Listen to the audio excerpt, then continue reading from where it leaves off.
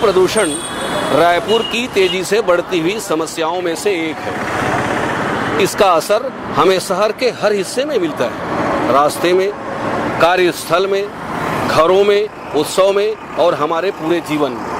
ध्वनि प्रदूषण एक जटिल समस्या है। हर एक गुजरते हुए दिन के साथ ये समस्या और भी बदतर होते जा रही है। हाँ, ये एक बड़ा सवाल है रायपुर में, क्योंकि लोगों को जानकारी नहीं है कि ध्वनि भी प्रदूषण के उसमें शामिल है, कि ध्वनि विस्तारक यंत्रों का कितना जो है मैक्सिमम उसका साउंड होना चाहिए, उसकी टाइम लाइन कब होना चाहिए, कि यदि नाइट में बजेगा तो कितने समय तक बजेगा। तो इन सब जानकारी लोगों को है नहीं, और जानकारी के अभाव में लोग परेशान होते हैं लेकिन आवाज़ नहीं उठाते। छत्तीसगढ़ का माहौल तो कुछ थोड़ा सा पॉलिटिकली यहाँ पे जो जिस टाइप से माहौल है, यहाँ पे बहुत ज़्यादा ह्यूमन राइट्स की बात नहीं होती यहाँ पे, बहुत ज़्यादा कुछ नहीं, बस ये है कि कैसे सरकार चल सकती है, बस उससे चलाना है। और बहुत ज़्यादा ह्यूमन राइट्स की तो बात ही नहीं है यहाँ पे। नॉइस पॉल्यूशन की तो कोई छत्तीसगढ़ में चर्चा ही नहीं है गवर्नमेंट की तरफ से। बहुत सारे NGOs हैं, स्वयंसेवी संस्थाएं हैं, काफ़ी अच्छा देश में काम कर रहे हैं, और पर्यावरण के मुद्दों पे, एनवायरनमेंट के इश्यूज हैं, उन पे तो बहुत ही एक अच्छा काम हुआ है। और इवन नॉइस पोल्यूशन को लेकर भी हम देखेंगे महाराष्ट्र या दिल्ली जैसे प्रदेशों में तो काफ़ी कुछ उन्होंने लोगों को बड़ा एक जागृत किया है और इस मुद्दे पे एक आवाज़ उठाई है। हमें लगता है कि छत्तीसगढ़ में भी वो एक स्पेस है कि रायपुर में जो संस्थाएं हैं वो इस मुद्दे को यदि लेती हैं। पहली बात तो मेरा मानना है कि अभी गवर्नमेंट में जो बैठे होंगे लोग, उनसे भी आप इस पर चर्चा करेंगे तो रूल रेगुलेशन उनको भी मेरे ख्याल से मालूम नहीं है। छत्तीसगढ़ की हालत ये है छत्तीसगढ़ में। और यहाँ तो आप ये एक्ट कब बना, उसके कैसे फॉलो होगा, क्या होगा, कैसे इसमें इन्वेस्टिगेशन होगा, यहाँ किसी को अवेयरनेस नहीं। आप यहाँ बात करने जाएंगे पुलिस वालों से, गवर्नमेंट से, तो नहीं, यहाँ तो कुछ नहीं है।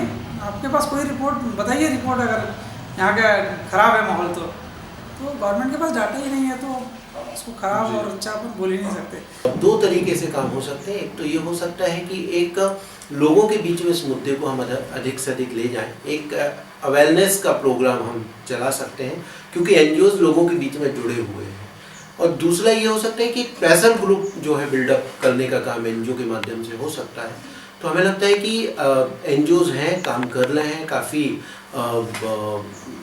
महत्वपूर्ण काम कर रहे हैं अलग अलग मुद्दों पे, और एनवायरनमेंट इश्यूज पे लगातार NGOs बात कर रहे हैं। नॉइस पोल्यूशन को भी उसमें जोड़ते हुए और काम करने की ज़रूरत है, और NGOs काफ़ी बेहतर ढंग से ये काम कर सकते हैं। पिछले दिनों जो रामनवमी गुजरी है, तो मैं मारुति हाउसिंग कॉलोनी जो है स्काई ऑटोमोबाइल्स के बाजू में वहाँ एक जगह बैठा था, तो वो बेचारे बहुत परेशान हो रहे थे। उन्होंने कहा कि हमारे पास बच्चे आके ये कह रहे हैं ये मसलसल 9 दिन से जो पीछे मंदिर है उसमें 24 घंटे 9 दिन से टेप रिकॉर्डर लगा हुआ, और हमारी पढ़ाई नहीं हो पा रही और बच्चों का इम्तिहान है। तो उसके लिए अपने को कुछ ना कुछ सोशल अवेयरनेस की ज़रूरत है, और ये काम NGOs बहुत अच्छा कर सकते हैं। जो ध्वनि प्रदूषण है उसके कारण ऐसे दिक्कतें काफ़ी ज़्यादा आती हैं कि लगातार सुनाई देने में कमी बढ़ती जाती है, और जो कारखानों में काम करते हैं या इंडस्ट्रियल यूनिट से जहाँ पर शोर बहुत ज़्यादा होता है, वहाँ के कर्मचारियों को लंबे समय तक काम करने के कारण ये पता नहीं चलता है कि वो सुनाई देने में कमी उनको हो रही है। इसके अलावा जब उत्सव का समय आता है या तेज शोर शादी के समय होता है, तब भी मरीज ये नहीं पहचान पाता है कि उसको सुनाई देने में कमी हो जाती है। खासकर ये कान में होती है, इसलिए पता लगाना और ज़्यादा मुश्किल हो जाता है। ऐसी दिक्कतों में हम ये समझते हैं कि एक साइलेंट महामारी का रूप है, जो हर उत्सव में हमारे पास 50 में से 10 मरीज ऐसे आते हैं जिनको ध्वनि प्रदूषण के कारण या तेज शोर के कारण सुनाई देने में कमी है। सबसे ज़्यादा दिक्कत की बात इन चीज़ों में ध्वनि प्रदूषण के कारण जो सुनाई देने में कमी होती है, ये दिक्कत होती है कि इसके लिए कोई संगठन इन लोगों के लिए जागृति या जागरूकता नहीं फैलाता है, ताकि उनको ये बताया जा सके कि ध्वनि प्रदूषण के कारण कानों में जो सुनाई देने में कमी है वो हमेशा के लिए होती है। पूरा डिटेल जानकारी नहीं होने से उसका एक्चुअल में उसका साइड इफ़ेक्ट क्या है लोगों का कैसे उसमें दुष्प्रभाव हो रहा है उसका, इसकी भी जानकारी नहीं है। तो इसके कारण जो है उसको एक अनदेखा करते हुए लोग आगे बढ़ते हुए जा रहे हैं, और जो आगे बहुत घातक हो सकता है, इसलिए हम लोग को बहुत ज़्यादा जागरूकता लाने की ज़रूरत है।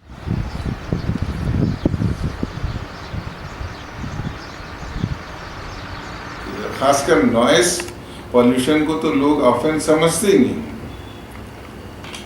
देख लीजिए किसी भी चौराहे पर बारात जाती है, 1 घंटा खड़े होकर डांस होता है।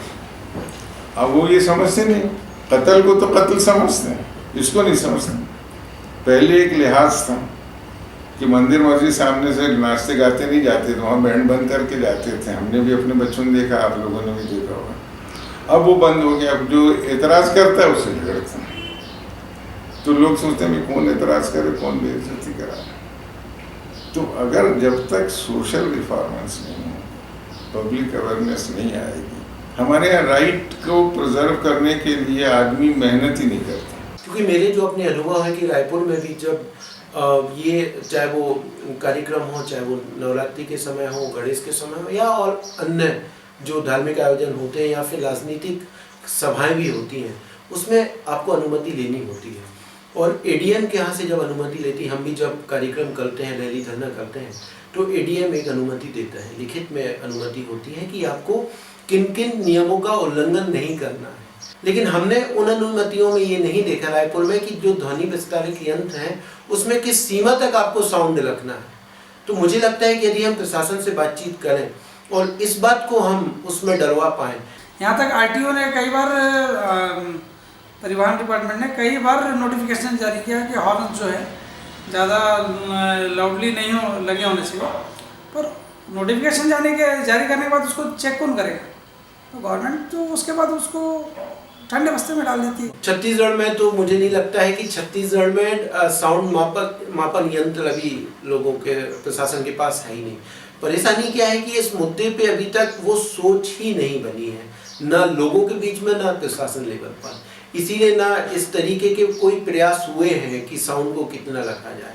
मुझे लगता है कि इस दिशा में हमें कुछ लोगों को आगे तो बढ़ना होगा। रायपुर में ध्वनि प्रदूषण करीब एक मध्य सिटी के बराबर ही है, ताकि इसमें ये पता लगे कि हमको कि शोर की प्रकृति और मात्रा उतनी ही है जितना एक इंडस्ट्रियलाइज सिटी में होती है या फिर ऐसे शोर वाले शहरों में होती है जहाँ पर ध्वनि प्रदूषण बहुत ज़्यादा है। क्योंकि रायपुर काफ़ी घना बसा हुआ शहर है, पुराना बसा हुआ शहर है, यहाँ पर कारों की संख्या घनत्व के हिसाब से बहुत ज़्यादा है। नहीं, इस पर जो है पहले तो अवेयरनेस पे अपने को जागरूकता में जाना पड़ेगा। उसके बाद जितने एनजीओस काम करती है, चाहे गवर्नमेंट की हो चाहे नॉन गवर्नमेंट हो, उन एनजीओ के जरिए उनको कैंपेनिंग करना पड़ेगा, प्रोटेस्ट करना पड़ेगा, और गवर्नमेंट के ऊपर प्रेशर बनाने के लिए भी जो है आखिरी में दूसरे नोटिफिकेशन में से ये जाके मिलने से नहीं होता तो फिर आखिरी में कोर्ट के जरिए अपन जा सकते हैं। स्थानीय मीडिया में भी ध्वनि प्रदूषण के मुद्दे को कभी कभार ही उठाया जाता है। इसके साथ साथ ध्वनि प्रदूषण को रोकने के लिए किसी संस्था के नहीं होने से लोगों में जागरूकता की कमी है। इसीलिए रायपुर शहर के हजारों लोग उच्च ध्वनि स्तर में जी रहे हैं, बिना इस एहसास के कि ध्वनि प्रदूषण इनके लिए कितना हानिकारक है।